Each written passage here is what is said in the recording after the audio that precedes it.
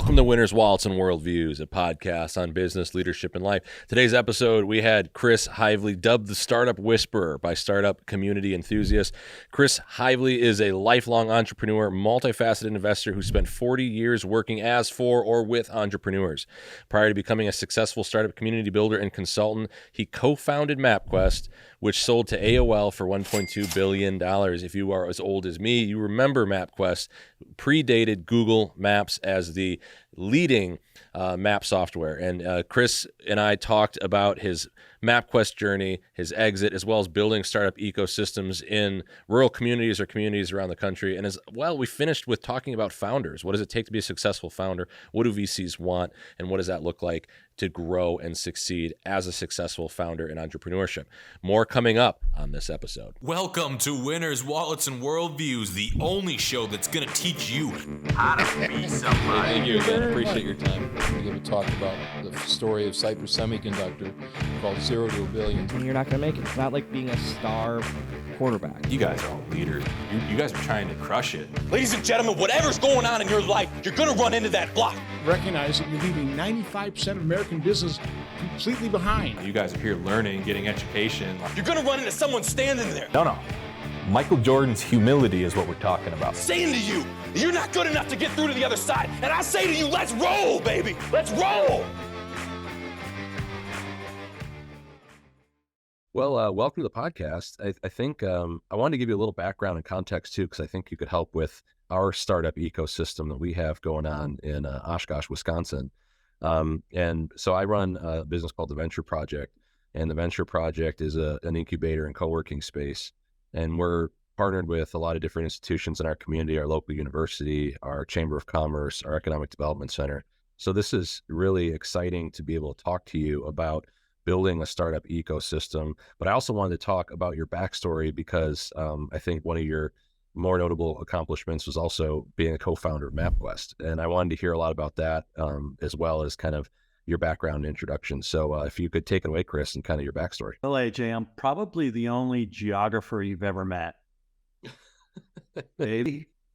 Yeah, I'd say I know some people that have majored in geography, but I don't think that counts as geographer.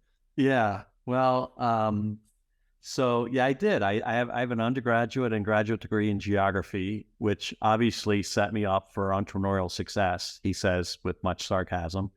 Yeah, and I'm an older dude. So, back then I just loved maps and I loved geography. But the more interesting thing, AJ, is that as an undergraduate in the early 80s, I actually took about 12 computer science hours, which is unheard of at that time. So, you've had guests on, I think many times, not all the time, success comes when you jam two things together that have never been jammed together before. Yeah. So for me, it was mapping and computers. So that's how I got my start, is figuring that shit out. So then, take me through. So this was, I imagine, late 80s, early 90s. You get this idea for MapQuest, or how did this idea come about? How were you involved with the founding? I know you had other co-founders involved, and then you had a really successful exit. Tell me a little bit about how that all came together. Yeah. So like many things in this world, and things that I preach, by the way, is that I'm a crawl, walk, run guy. I'm not a swing for the fences kind of person. So a lot of things happen incrementally, and you just keep, thriving and pushing it forward. And sometimes something explodes big and sometimes it doesn't. In our case, it did. But really the story of MapQuest starts, almost 10 years previous, in that there was a mapping. So I first worked for the government, which a lot of kind of new technologists did around geography and cartography. Worked for the U.S. State Department for a number of years, and that then got recruited out of that to come to the bustling metropolis of Lancaster, Pennsylvania. Lancaster, I remember the pronunciation. It's not Lancaster, it's Lancaster. Well done. You've just, point for AJ today early in the podcast. Obviously, the tech capital of South Central Pennsylvania, home of 55,000 Amish people. But what we had in Lancaster was about 50 cartographers making maps for other companies, and National Geographic and the Park Service and textbooks and phone books and every anybody that needed a map in their book that didn't have their own cartographers. And I came in to kind of help automate that. And through that, we also started to find maybe some opportunities to build some new product. And so really the story of MapQuest starts as a technology kind of evolution.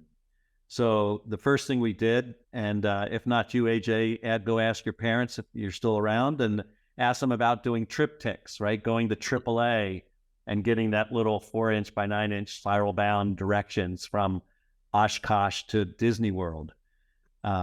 So, the first thing we did is we put all that stuff on a desktop computer and a big laser printer, and we wheeled them into all the Auto Club offices, and so they could make the maps and the directions right there.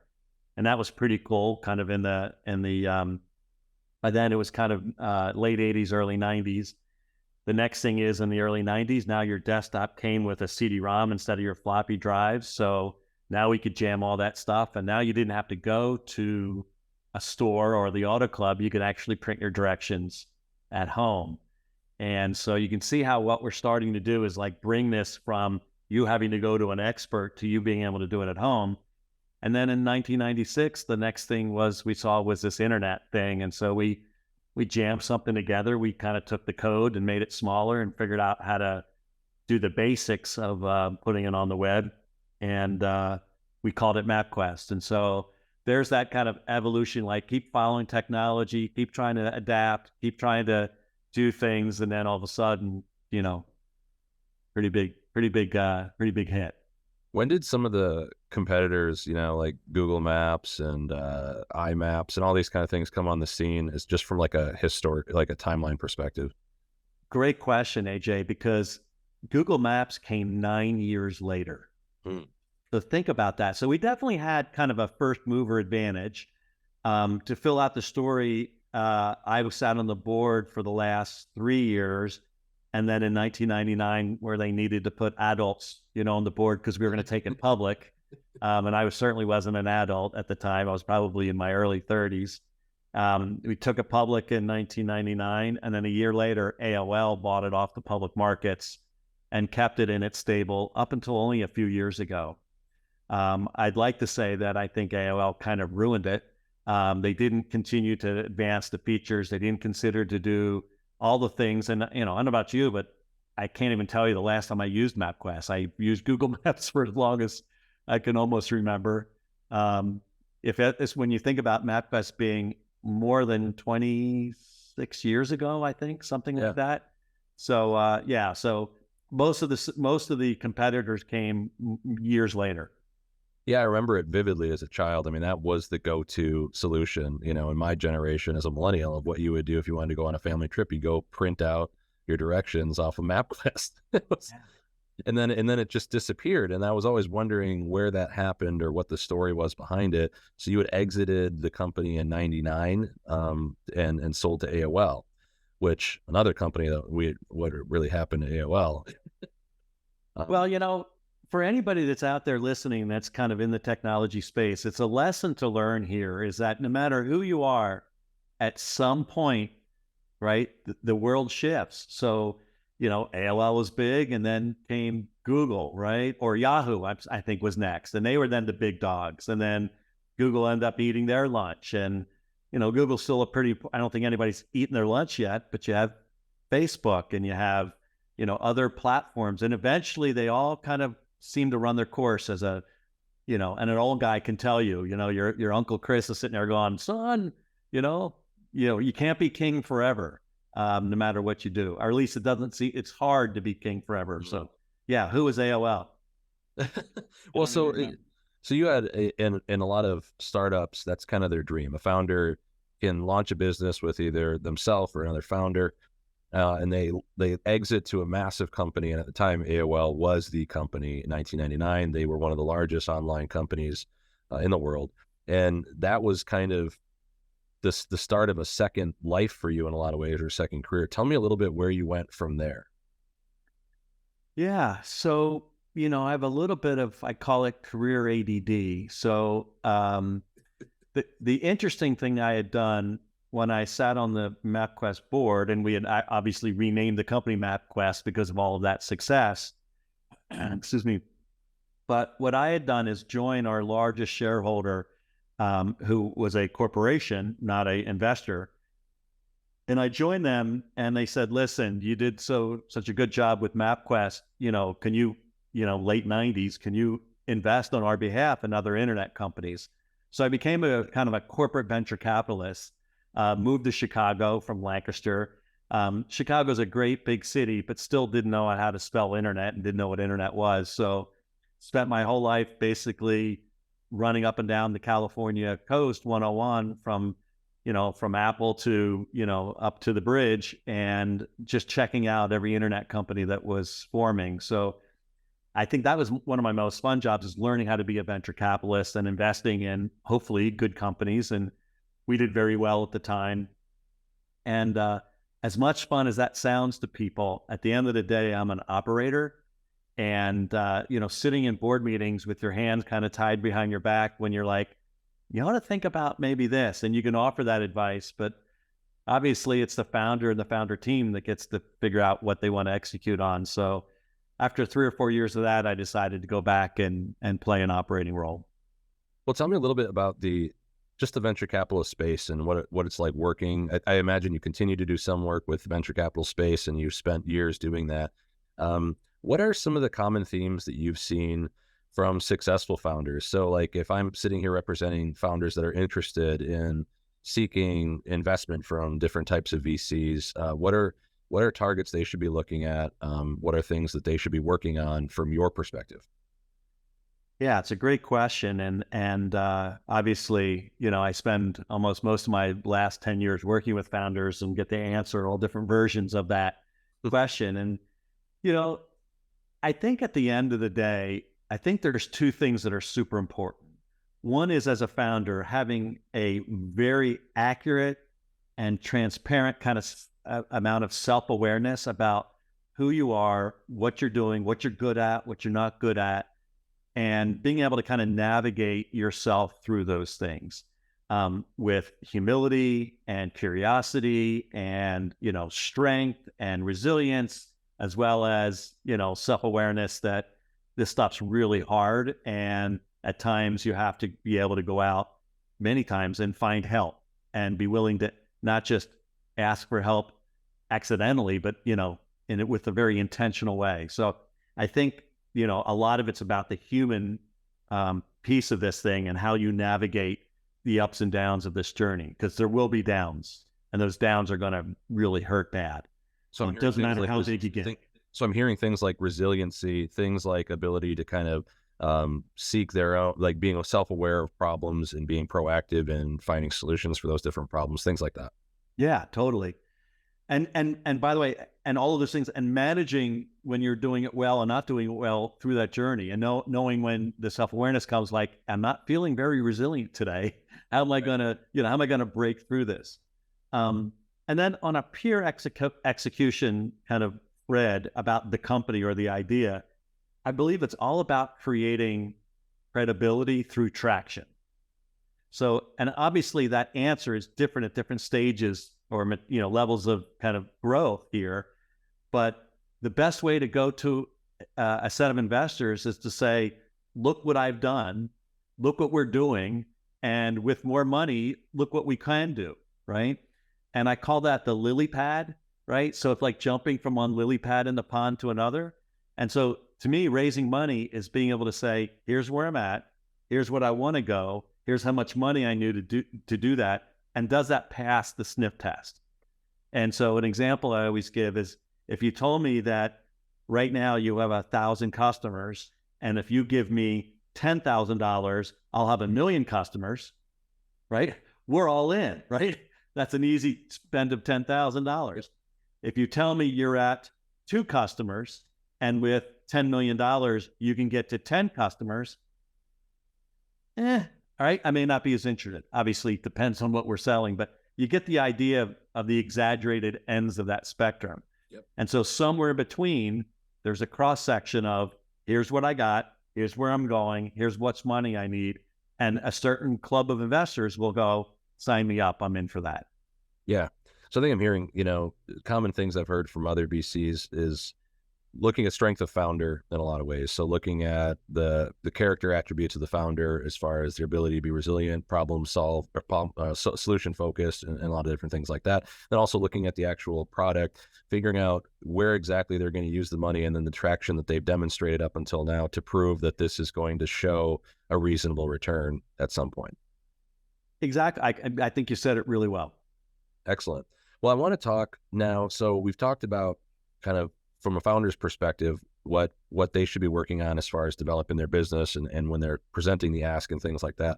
I want to talk a little bit more about a startup ecosystem and what that means. So as I mentioned in kind of my introduction to you as we're getting to know each other, is just I'm working on building one myself, here at the Venture Project with our community. We've had many different types of programs run throughout it, but I imagine there's not a one-size-fits-all approach to building a startup ecosystem. So I'm just kind of curious of how you would approach a problem like that in a community like Oshkosh, Wisconsin, of how do we make this an area that entrepreneurs will thrive? Well, AJ, I like this topic so much that I have spent the last, depending how you want to count, 6 to 12 years working on it. And then just wrote a darn book about it, which is obviously what we're going to talk about today.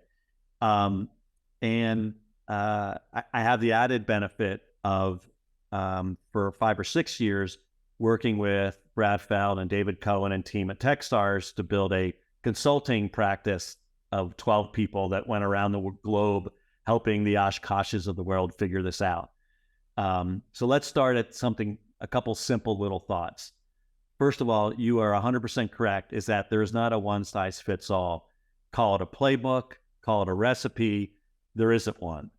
And if you want to argue with me, not you, one wants to argue with me that there isn't a playbook, I would say it's not by lack of motivation or money, because I've been all over the world and there's not a city that's probably above 100 to 200,000 people that doesn't have a group of people wishing that they could build an environment that would mimic the success of Silicon Valley. Okay. So it's not been lack of motivation or understanding or desire, and it's not been lack of money, because I can tell you billions of dollars have poured into certain collectively into places to go do that. So if it's not money, it's not motivation, then it's probably the things that they're doing, right? It's probably that they're using the wrong model or the wrong framework, or maybe have the wrong mindset approach to this. And that's what I have found all over the world. And one of my adages is that startup communities are like children. They should never be compared.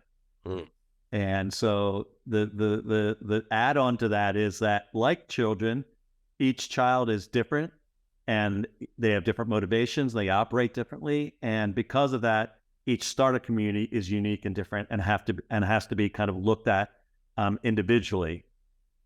So I'll stop there for a second. So how, I guess if you were coming into a town like this, what are the things you would be looking for?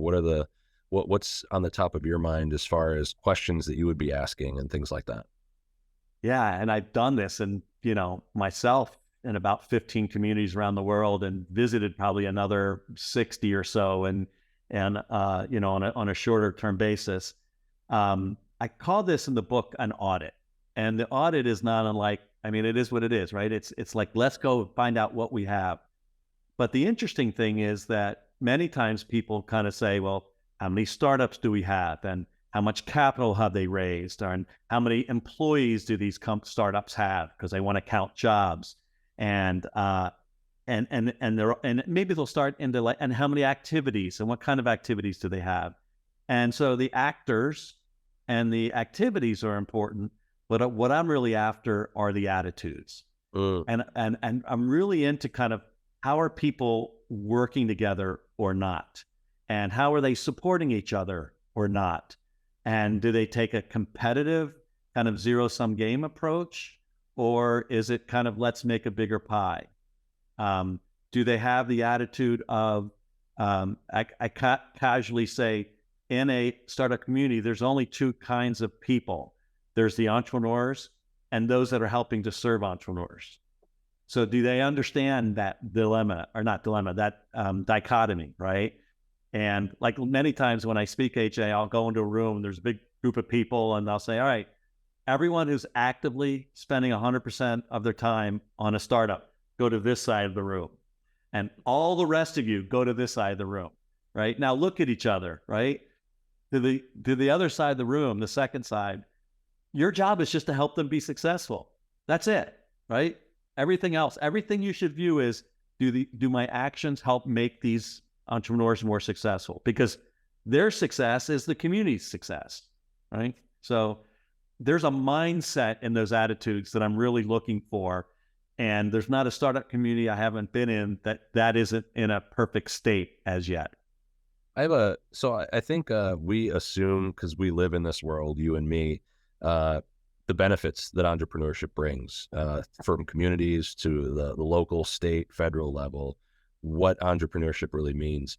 But from your perspective, why is it important to focus on? Yeah, and it's funny because both of us do. We dive into the how and the whys, and then sometimes forget, okay, some people don't actually have signed up why this is important. I mean, I think it's critical. I think it's critical for any economy, local, city, state, county, federal. It's very important to have a healthy entrepreneurial ecosystem. We all know the numbers. I think something like, 47% of all the jobs, are from companies that are, smaller than, I don't remember the number, 50 people or something, right? So, most jobs are there. Most job growth is there. Let's take a macro level point of view, right? Communities are almost always growing in population, maybe not so much in the Northeast, but, in other places, there's still immigration. People are moving in, families getting bigger. Where are these people going to work? And not all of them are going to go into that old, 50-year-old factory mentality. So from an economic development point of view, you have a couple choices. Do I continue to hope that those old, stodgy businesses continue to grow? Yeah, sure, maybe. Factories have left us for the last 20 years. Maybe that's not a great bet.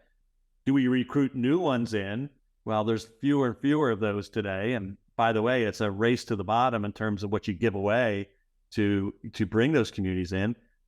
I don't see any other choice than you have to focus on kind of organic, local, kind of new business formation. And as much as I totally respect kind of Main Street businesses like restaurants and dry cleaners and, services organizations, and even solopreneurs who are doing marketing or software development or legal or accounting, those things all serve large business, a growing set of businesses, right? You can't have a restaurant if there's not enough people. You can't have people unless they have the full breadth of jobs. And so this is a long way of saying entrepreneurship is super important. And more communities understanding that their future is really reliant on having a relatively robust and healthy startup community. And I don't know many people who would argue against that today. And I think it becomes even more important every single day that goes by. Do you think it's currently seeing some of these different communities? You mentioned you've been to more than a dozen communities all over the country or all over the world.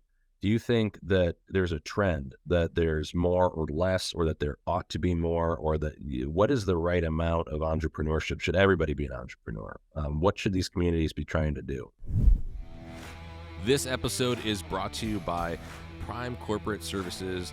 They are our preferred vendor for tax, legal, entity registration, accounting, and bookkeeping services. As an entrepreneur, you know how important it is to save on your taxes and optimize for liability. So the folks over at Prime Corporate Services specialize in this. They work on all 50 states, and they are who we recommend all of our clients that come through the Venture Project get their bookkeeping, accounting, entity registration, and liability framework set up through. They do free consults with you. It's complimentary if you use our discount code. So just let them know that you use our link. Go over to Prime Corporate Services /the Venture Product. Yeah, see what I did there? Not project, actually product. That's primecorporateservices.com /the Venture Product.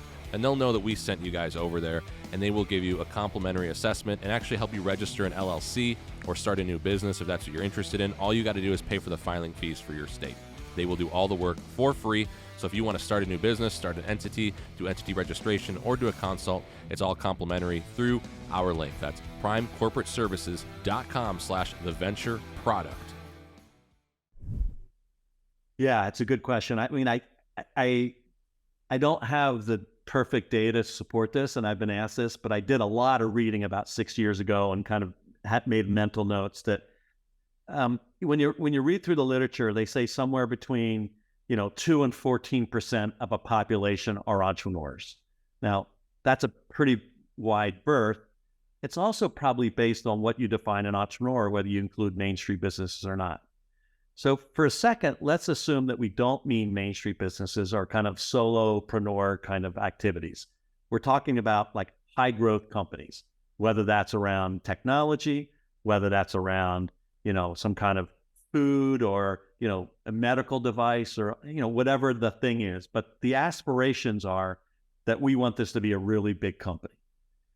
So what I would call a high growth company. And so what I know is that every city that I've ever talked to, in the hundreds, wants more high growth, kind of business building inside their community. So then the question is, well, can my community support that?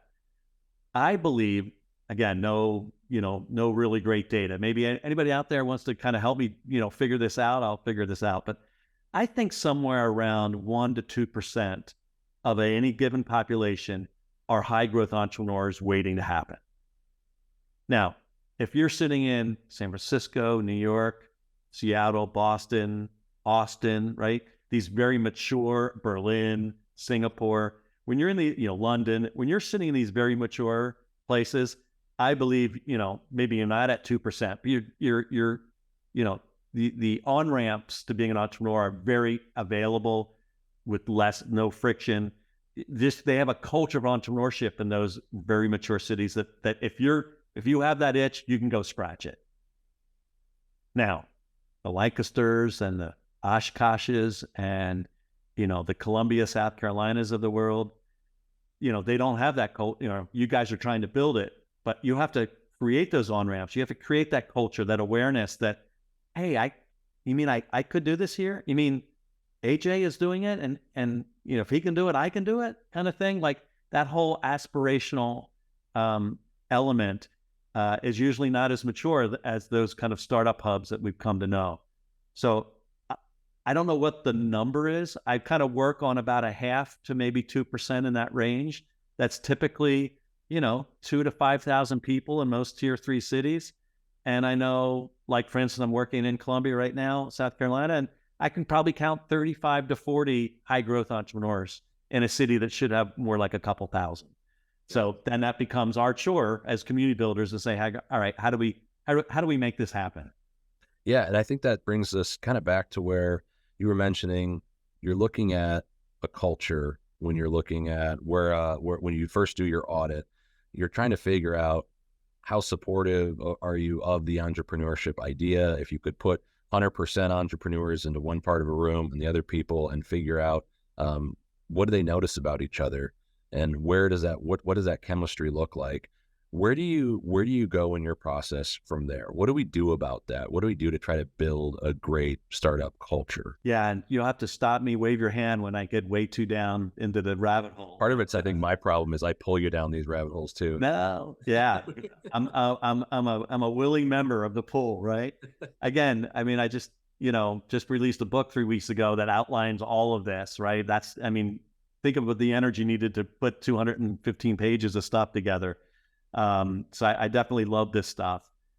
The audit kind of tells me, and part of the audit, we try to look for who the leaders and influencers are in the quote unquote startup community. And so once I start to see those leaders and influencers, and I view those as two different people, by the way, some people may be both, but they also can be different, right? And I want to see how those people are working together and collaborating or not. The first thing, I have kind of 7 drivers. They're not completely linear, but there's a little bit of overlapping order to them. But the first thing I need to see is that the community leadership are doing things the right way.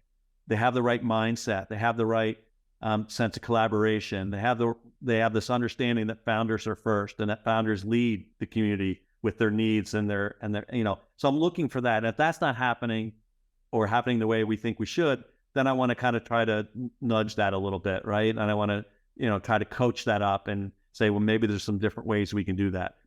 In many places, it's trying to elevate some founders into those discussions when everyone gets together and say, what's next? Because in many places, the assigned leaders, people at chambers of commerce or economic development, are kind of getting their peers together, but they're leaving the entrepreneurs out of the discussion room. So one thing could be as simple as trying to elevate founders and making sure. So community leadership is kind of driver one, and that's got to be your foundation. And because if not, I think then you end up hitting, plateaus. Yep. Yeah, I'm with you there, and I think that's certainly some low hanging fruit that's doable, is finding out those different community leaders, influencers that are founders, bring them into conversations to allow them to kind of foster additional perspectives on becoming a startup. What else would you do from there? Yeah, so I'll paint the 7, and then we can dive in on any one of these things. And again, by painting them, it seems like there's a linear process here, and it's not linear, right? So some of these have to be overlapping, and it depends on the assets that you find in the audit. But typically, the next thing you know is we need to develop new founders. And those are setting up activities and ways for that 0.5% to 2% that are sitting on the shelf, right? Or sitting on the bench, or, sitting and bring them into the fold so that we can kind of develop more founders. You can never be done building a pipeline of new founders, right? And I even think sometimes this should go back to middle school, right? That you can kind of start building awareness for the ability to start a company in your community. So leadership, founder development, mentorship. Mentorship will be number 3. Those new founders need really good mentorship. In many immature, nascent, or developing communities, the thought of mentorship is, assigning a 60-year-old, former business guy and saying, assigning them to a company and saying, here's your mentor. Well, I don't think it really works best that way. I think the best mentorship is from people that are about 1 or 2 years ahead of you in the journey, so they could share their perspective. So it's kind of upgrading or kind of setting a really good mentorship level. And only then can you start getting to an investor development. We all know that you have to have local, the first money in has to be angels in your community. You're not going to recruit someone from New York or San Francisco or even Chicago into Oshkosh. So how do you develop from your high net worth individuals, and maybe, subsidized or spawned by government can help in that. But, how do you develop a good investor community? So now we're at 4. And to me, those 4 things are what's called a startup community. Okay. Now, we also talk about entrepreneurial ecosystems. Well, to me, it's like Russian nesting dolls. The rest of these 3 drivers make up the ecosystem. And the difference between the first 4 and the next 3 is that the next 3 have day jobs that might be overlapping or include some entrepreneurship, but not exclusively. And these are corporations, universities and colleges, and government. And so to make a good thriving ecosystem, those players play a role. But they understand that those roles are more support than maybe being leaders. Because without a startup community, their pieces that they add kind of usually fall kind of flat. And so when I see government taking a lead position and using all the oxygen in the room and not having developed good leadership across entrepreneurs or providing the right mentorship or overly subsidizing capital, then things start to kind of fall apart. So those are kind of the 7 drivers in a not so linear, but painted linearly. Yeah, I think that's a brilliant way of looking at it, because it really does capture all the parts of what an ecosystem might be. As far as getting, like, for example, in a town like Oshkosh, we do have a lot of these people that might be high net worth individuals interested in potential investment, but we've also found that small, mid-sized Midwest town doesn't necessarily have the deal flow from the founders. There aren't necessarily, like, a lot of our people are mom and pop, Main Street style businesses that might have potential to scale with some strategy tweaks, but not necessarily high growth startups. Curious on where do we find the founders? How do we retain the founders, or how do we incubate the founders? Yeah, well, it's so important, right? It's kind of the driver too, or driver, really the first kind of, all right, let's get going here. And what I found is that, first of all, this is a multi-year journey, AJ. And so you have to have kind of the patience of knowing this is going to take some time, at the same time having the urgency to get shit done tomorrow, right? Yep. So in terms of founders, the way I like to look at it is that founders, like if you lined up 100 founders, there's no one that can predict that your first-time founders can predictably say which ones are going to be successful at the idea stage. So with that in mind, let's make sure we have a very wide aperture in how we're going to view, recruit, inspire, support founders. So it's not just, if you want to have high growth, which some people think is high tech, it can't just be 25 to 35-year-old white male computer science majors, right? Or engineers, right? That's only one slice. It also means obviously women. It also means founders of color. It also means founders that have different educational attainment levels, right? There's no, Mark Zuckerberg does not have a bachelor's degree, right? Left Harvard early. But it doesn't even have to be Harvard, right? It could be someone at a community college, could be an art major, could be someone in high school who's worked 10 years, at a plant, but sees something that's not working right? So from an optics point of view, you have to make sure that you're finding, and by the way, and all of those different people are not going to walk in through the same door into this entrepreneurial room. So how do you set up different kind of doors and windows? And how do you go to different communities, not making the communities come to you as a entrepreneurial support organization? How do you bring the roadshow out throughout your community to encourage more people to say, hey, I think that's me. I could be that person.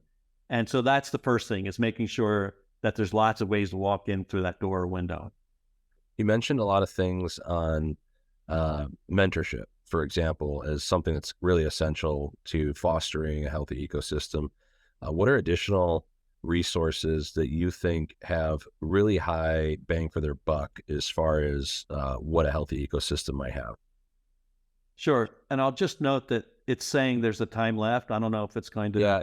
What we'll do is if we get down to a minute, I'm too cheap to have the nice Zoom subscription. So I'll send you an invite to a second meeting, but on this email here. Sounds great, AJ. Cool. So I'm so glad you asked that question about mentorship, because here is really the opportunity for a place like Oshkosh in today's world that might not have been there 20 years ago. 20 years ago, mentorship had to be everyone that was in your community, because your ability to reach outside your community was flawed and filled with friction and unknowns. But if the internet alone didn't do that, the pandemic did, right? Created this opportunity that we operate in a big world environment. So when I start to coach and counsel communities like in Oshkosh, what I say is, don't be first of all, make sure you have all the locals you can, and don't do that. You got to be the old 60-year-old like me, that had a success 30 years ago. Find, everyone's a mentor. Everyone's a potential mentor. Everyone has an experience that they can lend, right, to the journey. So make sure you've super optimized locally, but then use all the leaders' networks to find individuals and organizations that are outside of Oshkosh, and make sure that you connect your founders to them. So every day, I probably spend a half an hour making introductions between two people. And many times it's a founder that I've just met, and they say something like, hey, Chris, I'm really stuck on this, and I'm working in this sector, and I have no idea about that sector, but I know someone who knows more than me. And so help, that's one of the things we can do, again, with the right leadership perspective, is to say, hey, if I just help connect my founders to more people in my network, and be willing to do it without any transaction or curation, and let them kind of navigate and use my network, let them activate my network, I think I'm going to put them in a position to be more successful because they're going to get better perspectives and maybe even a customer or maybe in a funding, right? Lots of different outcomes. Excellent. We're talking a little bit about just kind of, these different types of mentorship resources for entrepreneurs or for the founders. I wanted to also ask you, Chris, just a lot of the people listening to this are founders or entrepreneurs or interested in starting a business or potentially in the thick of it right now, leading a business. I want to dig in and just pick your brain for a while on what does it take for them? What should they be doing? What are words of wisdom from your perspective to make this successful? So the cool thing, I love that question, because let's just start by saying, stop trying to make this so scary and difficult, because it's at this stage, you have absolutely nothing to lose, right?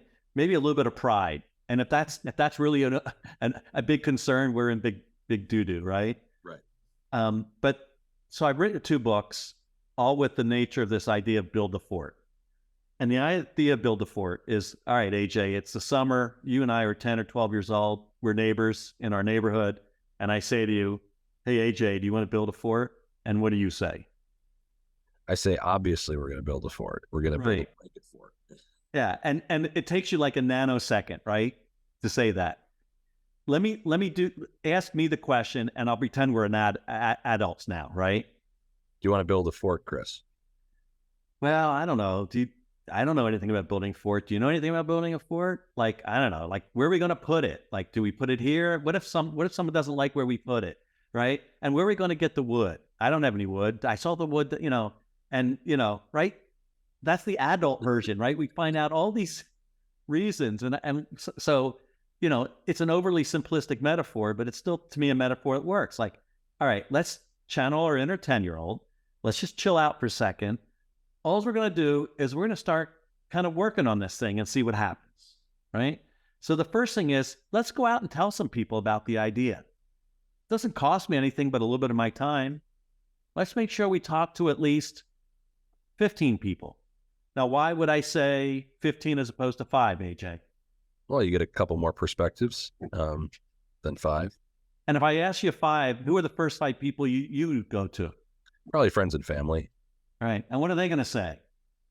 Well, they're either going to have terrible advice or they're going to tell me absolutely don't do it, or they're going to tell me, oh, well, if it makes you happy, go for it. Right. It's a wonderful idea. You're brilliant. I love you so much, AJ. Brother, sister, cousin, son, whatever. So when I say 15 or so, after 5, you're going to get out into the real world and you're going to get some really good feedback. Just share the idea, socialize it without any fear. You haven't put any time or money into it, right? Like, just go out and start talking about it to people. Find your way down to the venture center, right? Find your way down and go to a happy hour, go to a coffee meetup and say, well, I got an idea I'm thinking about. And see, and when you start getting into the community, you start finding that there's a lot of people just like you with the same thoughts, questions, concerns, risks, challenges, optimism, right? You kind of go like, well, okay, maybe this is something. And now maybe let me start taking to the next step. So this whole build the fort mentality that I've come up with and trying to channel your 10-year-old is the best way for, a future founder with an idea to kind of dip their toe in and start figuring things out. And then after that, there's so many, and if not in Oshkosh close by, there's startup weekends and hackathons and business meetups. And there's lots of ways for you to kind of start testing this thing, and people will even help you, right? They'll help you do it for a weekend or a week. And the next thing you know, you start going like, okay, maybe there is something here. And maybe this isn't so scary. And now maybe I have a few more answers than I had before. Yeah, I mean, it's the quote that always comes to mind when you're speaking is that just messy action's better than no action. It's the idea of build the fort. Let's just go figure it out. We don't need to have all the details figured out now, but there are some low risk things to do in the meantime while we decide if this is something worth pursuing. Asking people, getting some you're basically starting the beginning of a market research project, asking a couple folks if they like the idea, socializing it with some different entrepreneurship programs in the community or something like that. Exactly. And by the way, we haven't spent $1 yet, right? We haven't quit our job. We haven't, turned to our significant other or family member and say, I'm going to go try. Like, you just dive in. The wonderful part that maybe new founders don't know that you and I know, because we've lived this, is that this is one of the most warmest and inviting community you'll ever find. Other entrepreneurs live for helping new entrepreneurs by sharing what's happened to them. And Very true. Very true. and it's more than advice. It's almost like a fellowship in a way, right? Yeah. And so there's no dumb questions because we've all been through this before. We've all lived this journey. And that's what makes for a great startup community. It's just bringing these new people in. I think it's because of the successful entrepreneurs have learned to become so solution oriented that when you pitch an idea or something like that, they might poke holes in it, but they might already be in the process of figuring out their pivots around those holes, instead of just poking holes in it just to try to get you to stop doing it. Yeah. And what I'll tell you, by the way, as future founder, is that the idea you have now, if or when it's going to be successful, will not be the same thing 3, 5, 8 years from now. It'll be something different because you will have kind of pivoted and meandered and found what the perfect thing is. So if that's not the perfect idea yet, then by default, the journey is about this discovery process of figuring out, wait, we have this opportunity over here. Let's explore it. Oh my God, there's this thing called the internet, says a bunch of guys with a CD-ROM about mapping, right? Well, let's try it on the internet and see what happens, right? So, if you hadn't started 8 years prior to that, you wouldn't be in a position to having the software ready to be microtized and put on a platform like a server and connecting it to the internet if you hadn't done the stuff 8 years previous. How do you look at trying to make sure that maybe a founder that's, like you're saying, they're kind of dancing around an idea, but then there can also be a part where it becomes shiny object syndrome and you're chasing a red herring. How do you navigate that as a founder where you're still kind of sticking with the spirit of what your original concept was, but you're not necessarily chasing something that's irrelevant or non-value add? Sure. I mean, pretty good question. And if we all know exactly what that answer was, right, you and I wouldn't be sitting here talking on a podcast. We'd be doing it because it would be easy. I guess the way that I like to answer that goes something like this. I like to find ways so we start with this gut instinct that we see something. And then my thought is, let's get some data that supports my gut idea, my thesis, right? And that data could be feedback from those first 15 people. And maybe the next thing is that we build a little prototype and we put it in front of a whole bunch of people. And then I want to find ways of actually quantitizing. That's the right word? Quantification. I don't know. Yeah. We're going to make up words today. But finding ways to quantify what that feedback was. And maybe it's like, well, if 35 or 40 people have done this or agreed to do this, right, then that's support to keep going down that path. And if it's 5 of 40, then I probably don't have it right. So let me take 2 steps back and go back. So I try to find data that supports this thing and gets me out of my own gut instinct. And that's what I try to push people as, all right, how can we validate this through something other than your own brain or gut? Yeah. I think just kind of back to the idea. Like I've found, at least in our programs, that most of the entrepreneurs that end up struggling or failing they really never cared or thought or really carefully analyzed the market. They fell in love with the idea. They had an idea. It was a cool idea. They thought it would be valuable to themselves and themselves alone. They never really went to completely figure out if the market cares or wants to pay for this. And it's just that product market fit problem that seems to be, at least what I've observed, most of the downfall of these folks is they are too into the idea themselves. They've got to stop caring about themselves and start caring about the customer. And I see that in a lot of what you were just describing. It's like really looking at the market, really looking at the customer, really testing this through and being completely objective to the idea and trying to remove personal bias from it. Yeah. And let's think about what I said. It's okay that you start with your own need, your own problem, your own thoughts. That's great. That's a great starting point. But at some point, you need outside validation. And by the way, and even then, is it really product market fit yet, right? Till you get the product out there. And a lot of, this magical product market fit has 3 words to it, right? Product, market, and fit. Well, what does fit mean, right? And people debate this all the time. My favorite, AJ, is that I say to people, well, fit is if you took your product away from your current customers, they would literally cry, that you were taking the product away. That's the bar that I want to set, right? Mm. So you can't get the product market fit unless some number of customers, having used your product for some amount of time and have gotten it's become such a big part of their lives, personally or professionally, that they would really be super, super disappointed if you took it away. That's what you're trying to achieve in order to build a great big, profitable company. So the question is, how do you get from idea to product market fit? That's the challenge. And the great ones, entrepreneurs, figure out all the ways to go validate that. Then when something works good, double down on that. When something doesn't work good, get it out of here as quickly as possible, right? Saving time and money, and hopefully navigating that stream till you get to that elusive place. I got a question that comes up a lot. When do you quit your job? And we'll wrap it up. No, I was kidding. Yeah. Well, that's a good one, AJ. Listen, look at the time. When you quit their job,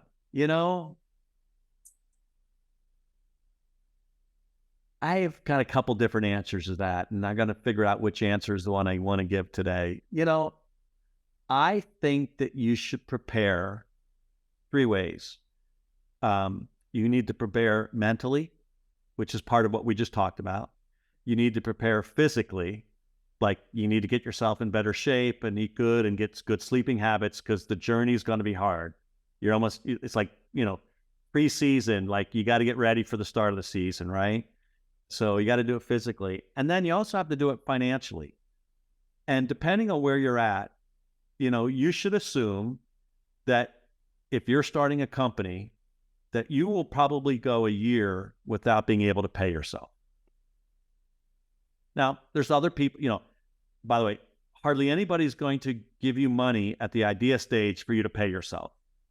Very few investors are going to do that, if any, besides, friends and family. So if you're like me or most of the rest of the world, you better figure out how you're going to kind of manage that. Are you going to customer fund this? Are you going to build something the customer's going to pay you for and you could pay yourself through that? Are you going to defer a salary for some amount of time? So I think, I don't care how old you are, whether you've got a family, whether you're just out of college or high school, there's ways to prepare yourself financially. The Mark Cuban answer to this that he tells all the time is that he graduates from University of Indiana. One of his buddies says, "Hey, I'm down in Dallas. You should come down and join us." And he sleeps on their couch for 6 months plus until they finally boot him off the couch. And what he'll say is, listen, if you're that young and you're thinking about being an entrepreneur, like, don't buy a car, don't buy a house, don't get married, don't have a kid, like, invest in yourself by keeping your costs super low and go stay at your parents or go stay with a cousin or go stay with your buddy. All right. That's the younger version. The older version of preparing financially is, sell your Beamer for a, used Camry and cut out, the trips to Cabo this year and, talk to your spouse and then, maybe 3 or 4 months in advance while you're kind of slowly nights and weekends pushing this idea through, cut down your expenses and build a nest egg and give yourself at least 6, if not 12-month run to say, I'm going to give it that much time to see what happens. That's my very long-winded way of saying that's when you quit your job.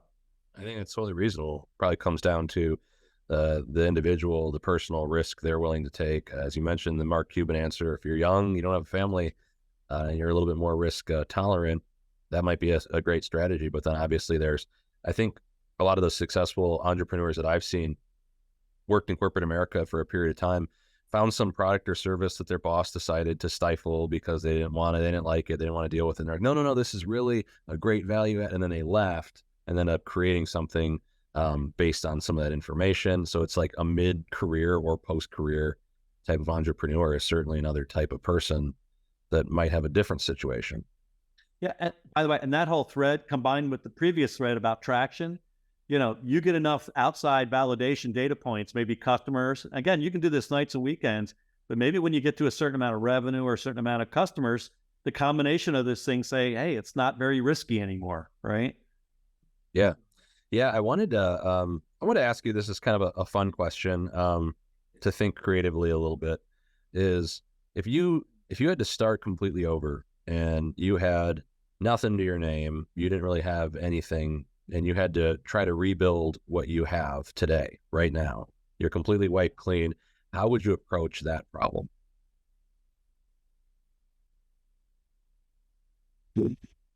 Well, in some ways, AJ, I've kind of done this 3 or 4 times in my lifetime. I've made full life pivots, both in terms of geography, both in terms of role. Luckily, I've had a financial platform from which I could take that risk to some level.